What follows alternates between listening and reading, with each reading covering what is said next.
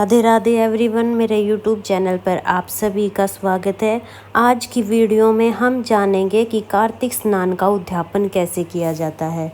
देखिए, पूरा महीना आपने स्नान किया है या पंचभीखु स्नान किया है तो आप उसका उद्यापन कैसे करेंगे, यह संपूर्ण जानकारी आज की वीडियो में आपको मिलेगी। उद्यापन करने के लिए सबसे पहले हम लेडीज़ के कपड़े ले लेंगे। आप सूट ले सकते हैं या जिसको आप दान कर रहे हैं वो साड़ी पहनती है तो आप साड़ी ले लीजिएगा। साड़ी के साथ में एक हमारा पेटीकोट हो जाएगा और एक ब्लाउज, ये 3 कपड़े हमारे हो जाएंगे। तो आप साड़ी भी ले सकते हैं या आप चाहे तो आप सूट ले सकते हैं। तो दोनों में से एक चीज़ लेनी है, आप सूट ले लें या साड़ी ले लें। इसके बाद हम एक ऊनी कपड़ा भी ले लेंगे। तो आप जर्सी ले सकते हैं या शॉल ले सकते हैं। तो मैंने यहाँ पे शॉल ले लिया है। आप किसी भी तरह का ऊनी कपड़ा जरूर दान करें। तो आप स्टॉल भी ले सकते हैं। तो जो भी आप लेना चाहते हैं ऊनी कपड़े में आप वो ले सकते हैं, क्योंकि सर्दियाँ आ गई हैं तो आप एक गर्म कपड़ा जरूर लें। आप चाहें तो आप शॉल ले सकते हैं या इस तरह की गर्म सॉक्स आती हैं, आप सॉक्स भी ले सकते हैं। और एक हम रुमाल ले लेंगे। तो इस तरह से 5 कपड़े हो जाएंगे। साथ में ही हम श्रृंगार का सामान रख देंगे। देखिए, श्रृंगार का सामान आप अपनी मर्जी से रख सकते हैं। आप 5 चीजें रख सकते हैं या 7 चीजें रख दें। आप सिर्फ एक बिंदी का पत्ता रख दें। तो इस तरह से जिस भी औरत को हम ये दान करेंगे उसको ये दे देंगे। दक्षिणा हमें जरूर देनी है।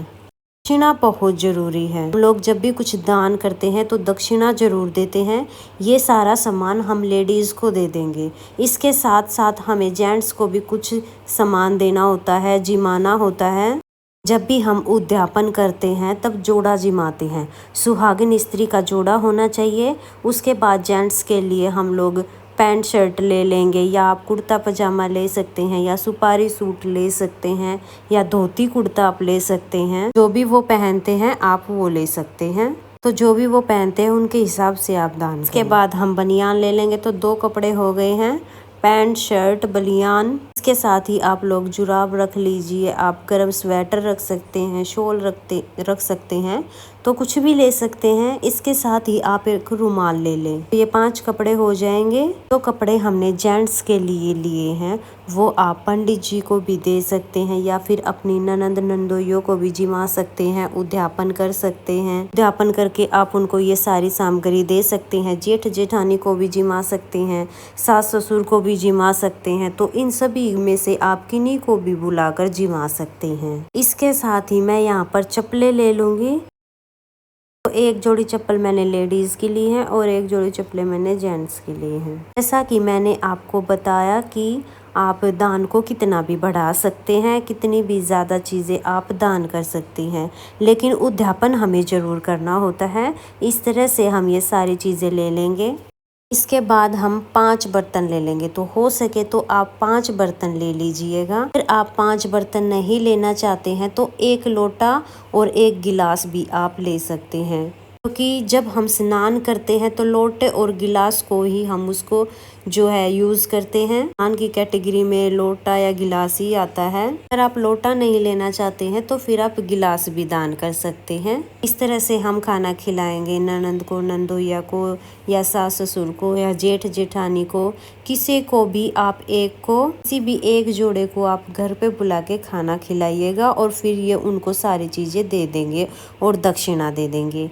इसके अलावा अगर आप किसी को घर पर बुलाकर खाना नहीं खिला सकते हैं तो आप मंदिर में थाली में भोजन लगाकर मंदिर में पहुंचा दे। साथ में आपको दक्षिणा रख देनी है। तो इस तरह से भी हम दान कर सकते हैं। नए बर्तनों में भी आप जो है खाना लेके जा सकते हैं या फिर आप अपने घर के बर्तनों में भी दान दे सकते हैं। पंडित जी खाली करके वापस दे देंगे। यानी कि आप सिर्फ भोजन और दक्षिणा दान कर सकते हैं। के अलावा आप इतना भी नहीं करना चाहते हैं तो आप सिर्फ चावल का दान कर सकते हैं, या फिर आप 1.25 किलो या 5 किलो चावल ले लीजिए, उस पर आपको दक्षिणा रख देनी है और फिर आप किसी को भी ज़रूरतमंद को आप ये दान दे सकते हैं। कार्तिक के महीने में चावल दान का बहुत अधिक महत्व है। अगर आप ज़्यादा चावल ना भी दान कर सके तो 1 गिलास भरकर चावल दान कर दीजिए और उस पे 10-20 रुपए रख दीजिए। कि दक्षिणा आप देना चाहते हैं आप वो दक्षिणा दे दीजिए। या फिर आप 1 लोटा भरकर चावल का वो भी दान कर सकते हैं और फिर अपनी यथासंभव दक्षिणा दे सकते हैं। तो इन दोनों में से जो भी आप दान करना चाहते हैं जिस भी तरीके से, वो आप दान कर सकते हैं। लेकिन अगर आपने पूरा महीना स्नान किया है या व्रत किए हैं तो इतना आप जरूर करिएगा कि 1 चावल का लोटा भरकर या 1 गिलास चावल का भरकर दान जरूर करीजिएगा।